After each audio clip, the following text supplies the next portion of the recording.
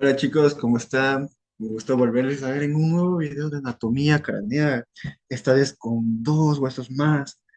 ¿Quieren saber cuáles son? Pues son el hueso temporal y el hueso mandibular, los cuales los encontramos en el viscerocráneo. Espero que les guste y recuerden, nosotros somos par de cuatro. Listo, continuando con el hueso temporal, este está ubicado a los lados y la base del cráneo, alrededor de las orejas. Su función principal es proteger las partes del oído y soportar los músculos de la mandíbula y el cuello. Este hueso se articula con el hueso parietal, el hueso occipital, el hueso esfenoides, el cigomático y la mandíbula. Vamos a continuar primero con las caras. Tenemos la cara lateral, que es una porción. Esta cara lateral se divide en tres porciones. La parte posterior, que es la parte que está pintada justo de color rosado. Tenemos la porción anterior, que es la de color celeste, y la porción media, que es la de color rojo, que podemos ver que está como redondeado, que es como un canal. En la porción posterior, se divide en dos porciones. Tenemos la parte posterior, en donde está justo la P, que es parte de la porción petrosa y tiene un orificio mastoideo que pasa a la vena hemiseria mastoidea. Y la porción anterior tenemos la espina supramediática y detrás de ella tenemos los orificios de la zona cribosa que están de color celeste, que continúa con la porción escamosa. Esa línea roja que divide esta porción posterior es denominada petroescamosa externa porque forma parte de la parte posterior y más abajo se forma el vértice de la porción mastoides. Tenemos la zona anterior, que es la de color celeste, en donde tenemos la escama, que tiene la forma circular, y se inserta el músculo temporal, que podemos ver en la imagen de la derecha. Y está junto a la apófisis cigomática, que se continúa hacia atrás con la cresta supramastoidea, de color rosada, porque se encuentra encima de la mastoides. La apófisis pasa superiormente por el conducto auditivo externo, formando el techo del conducto, y luego pasa por encima de la fosa mandibular. En su lado anterior se articula con el cigomático formando el arco cigomático, que es toda la parte que está de celeste y la línea negra que podemos ver en la imagen de la izquierda. Además de esto, también se forma la fascia temporal, que se inserta en el borde superior que está de color negro de la apófisis cigomática y hacia abajo en el borde inferior de color celeste se inserta el músculo macetero, que igual podemos ver la imagen de la derecha, cómo se inserta este músculo. Por último, tenemos la porción media o timpánica, que forma parte del conducto auditivo externo y forma una pared anterior, inferior, posterior y superior. En la superior pasa el origen de la apófisis cigomática y también forma parte del techo de la porción escamosa del temporal. Y las otras tres partes forman parte del hueso timpánico, que pasa a ser la parte anterior, inferior y posterior. Vamos a continuar con la siguiente cara. Ya. Ahora tenemos a lo que es la cara inferior o, eh, o vista inferior. Esta se la puede dividir en lo que son tres porciones, en lo que es la porción petrosa o peñasco, en lo que es la porción timpánica y la que es la porción escamosa. Vamos a empezar con el peñasco. El peñasco se presenta una serie de accidentes en lo que es la apófisis mastoides. Medialmente tenemos lo que es la incisura mastoidea o ranura digástrica. Aquí se origina lo que es el vientre posterior del músculo digástrico. Y tenemos a lo que es el surco del arterio occipital. Más adelante tenemos lo que es la apófisis estiloides, la cual es delgada y larga. Por detrás de la apófisis estiloides tenemos a lo que es el foramen estilomastoideo, por el cual emerge lo que es el nervio facial. Medialmente tenemos lo que es la fosa yugular, la cual está ocupada por el bulbo superior de la vena yugular interna. Por delante tenemos a lo que es el orificio externo del conducto carotidio, el cual es recorrido por la arteria carotidia interna. Este está bordeado por detrás por una cresta en la cual se abre lo que es el conductillo timpánico. En lo que es el borde posteromedial de esta cara se articula con lo que es el hueso occipital y la sutura entre ambas y entre la sutura de estos ambos huesos observamos un foramen, el cual es el foramen yugular. Luego tenemos la porción timpánica, que es una superficie regular y constituye la pared inferior del conducto auditivo externo. Y tenemos lo que es la apófisis vaginal de la apófisis estiloides, la cual es una estructura ósea en forma de vaina y su función principal es proteger y dar soporte a lo que es el ligamento estiloyoide. Luego tenemos a la porción escamosa. En la porción escamosa tenemos lo que es la fosa mandibular o cavidad glenoidea, la cual sirve para la articulación temporomandibular. Esta está limitada por lo que es la raíz horizontal de la apófisis cigomática y una raíz transversa que pertenece a lo que es el tubérculo articular. Estas dos estructuras también participan en lo que es la articulación temporomandibular. Tenemos aquí em, la cisura de Glaser o la fisura petrotimpánica, la cual separa la porción escamosa de la porción timpánica. Y en la parte casi anterior y media se ubica lo que es el orificio externo del conducto musculotubárico, el cual se dirige a lo que es la caja timpánica o la caja del tímpano. Una vez ahí, este conducto se divide en dos conductos más, el cual es el conducto para la trompa auditiva y el conducto para el músculo tensor del tímpano. Ya. Ahora vamos con la cara intracraneal. En esta cara intracraneal compone la porción escamosa y la petrosa. En la porción escamosa se ubica de forma vertical, es ligeramente cóncava. En ella podemos encontrar los surcos de la arteria meningiomedia, como podemos observar de color rojo. En la porción petrosa o peñasco encontramos a la fisura petroescamosa. La podemos observar de color morado que separa la porción escamosa. En esta porción de forma horizontal podemos encontrar una cara anterior y posterior. También tenemos bordes y un vértice. En la cara anterior podemos encontrar la eminencia arcuata o redonda de color naranja. También tenemos el techo del tímpano o tegmen timpani de color café. Hacia adelante tenemos el yato del falopio o conocido en la actualidad el yato del conducto para el nervio petroso mayor de color negro. Y también tenemos el yato del conducto para el nervio petroso menor de color plomo, que da paso a los nervios del mismo nombre. Y por último tenemos a la impresión trigeminal de color verde, donde se ubica el ganglio del nervio trigémino. En la cara posterior encontramos el conducto auditivo interno de color rosado, que da paso al nervio facial, al intermedio y vestíbulo coclear y a la arteria laberíntica.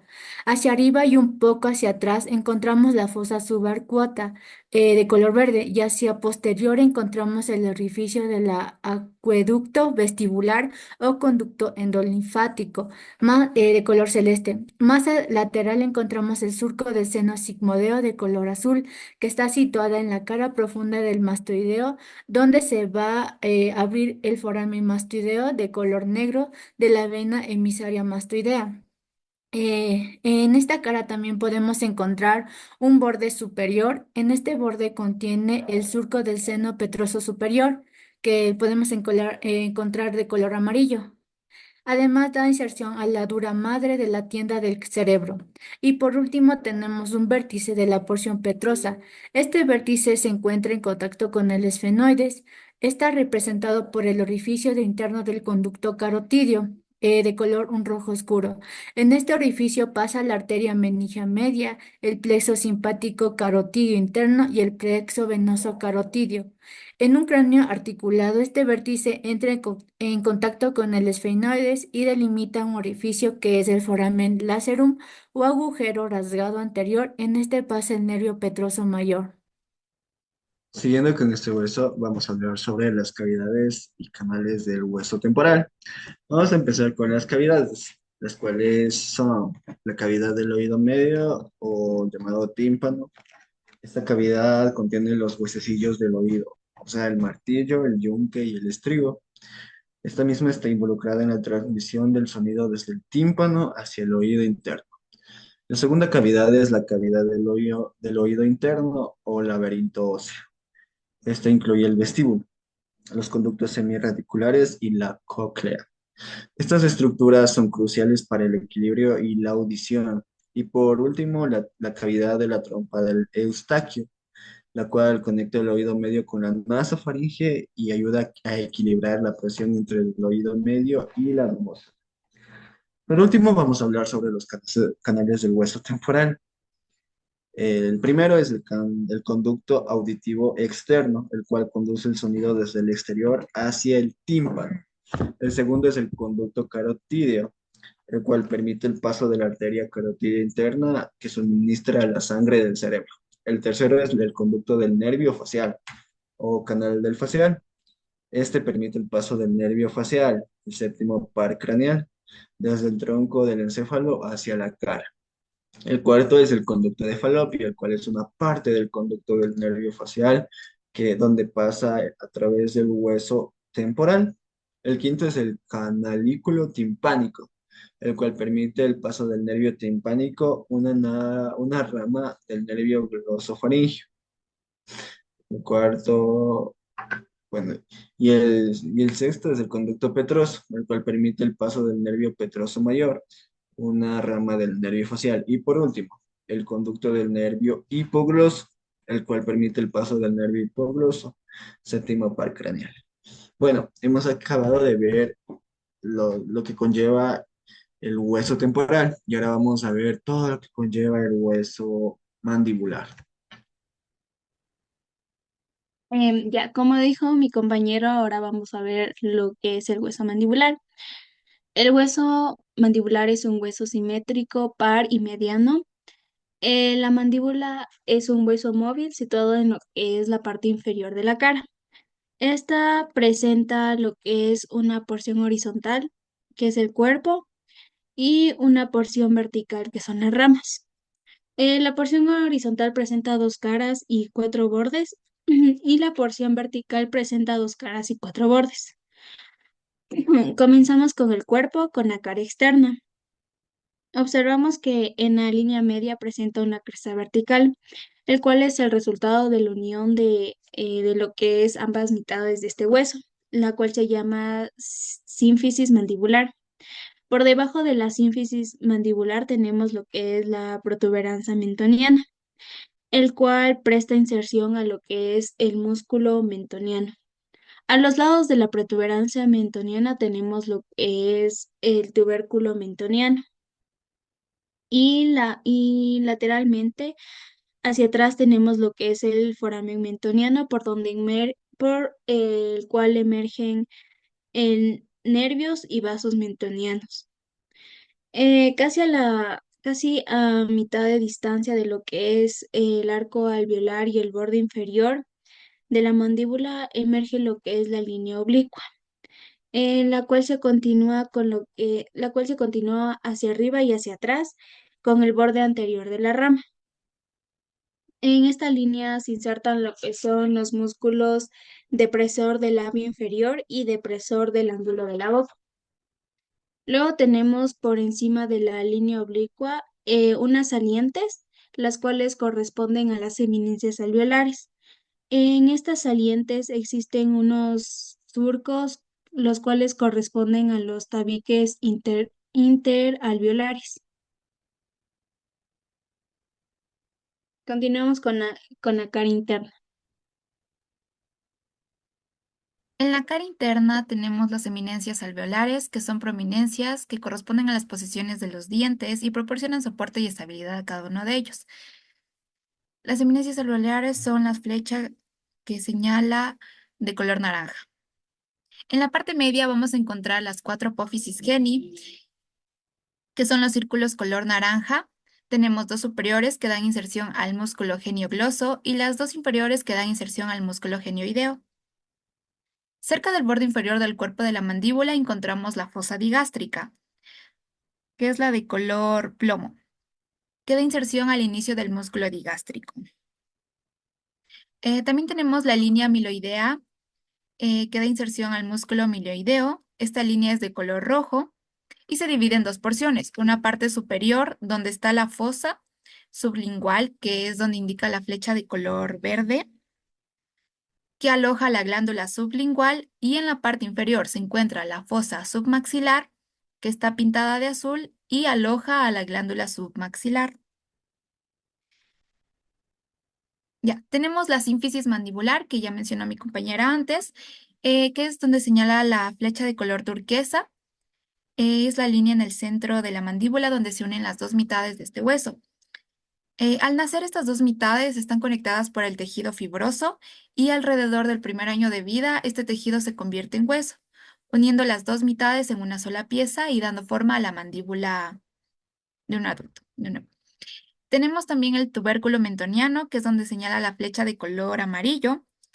Es una prominencia ubicada en la parte frontal y central del mentón, justo debajo de los dientes frontales inferiores, y sirve como punto de anclaje para los músculos de la mandíbula y los tejidos blandos faciales.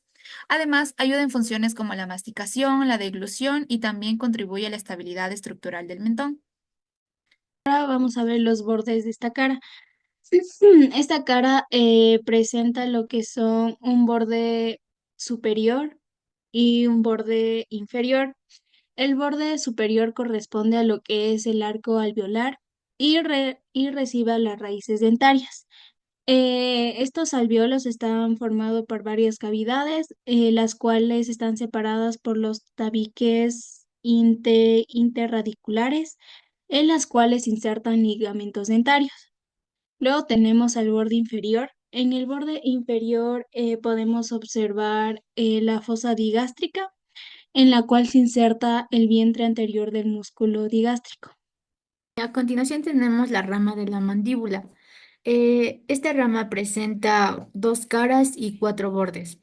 Vamos a empezar con la cara externa o lateral.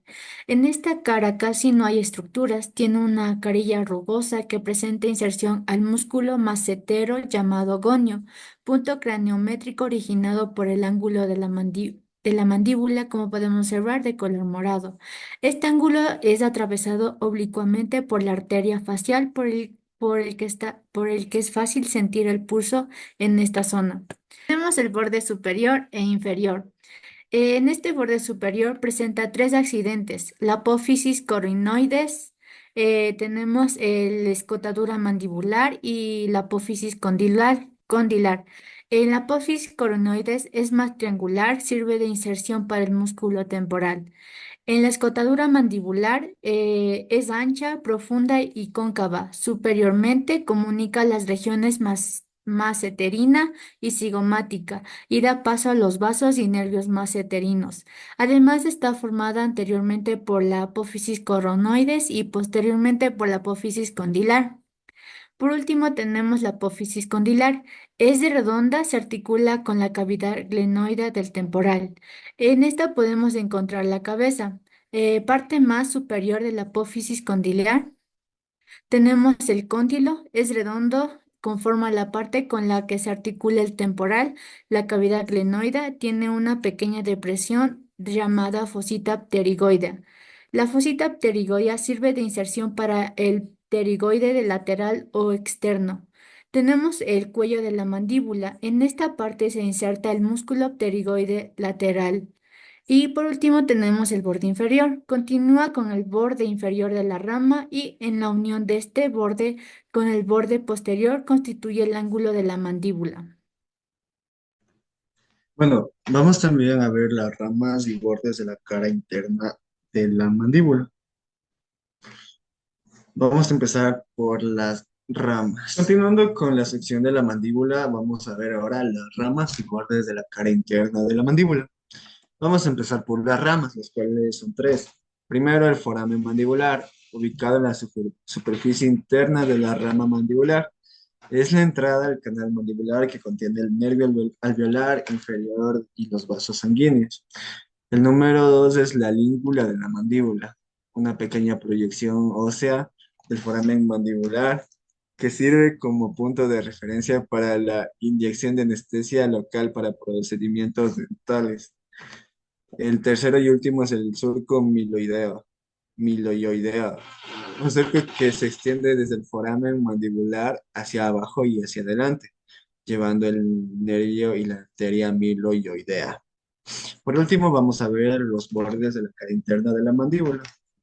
El primero es la línea miloioidea, una cresta en la superficie interna del cuerpo de la mandíbula, que sirve como punto de inserción para el músculo miloioideo. El número 2 es la fosa sublingual, una depresión en la superficie interna del cuerpo de la mandíbula, ubicada cerca de la línea miloidea y por debajo del incisivo central, que alberga la glándula sublingual. El número 3 es la fosa submandibular. Es una depresión situada debajo de la línea miloioidea, que alberga la glándula submandibular. Y por último, son las espinas mentonianas, genis. Estas son proyecciones óseas en la superficie interna del cuerpo de la mandíbula, cerca de la línea media, donde se insertan los músculos geniogloso y genioideo. Bueno, esta ha sido nuestra presentación de los huesos temporal y mandibular. Espero que les haya gustado y no se olviden de seguir viendo nuestros videos de anatomía humana. Recuerden, nosotros somos Par de Cuatro y con nosotros es hasta la próxima. Chao, chao.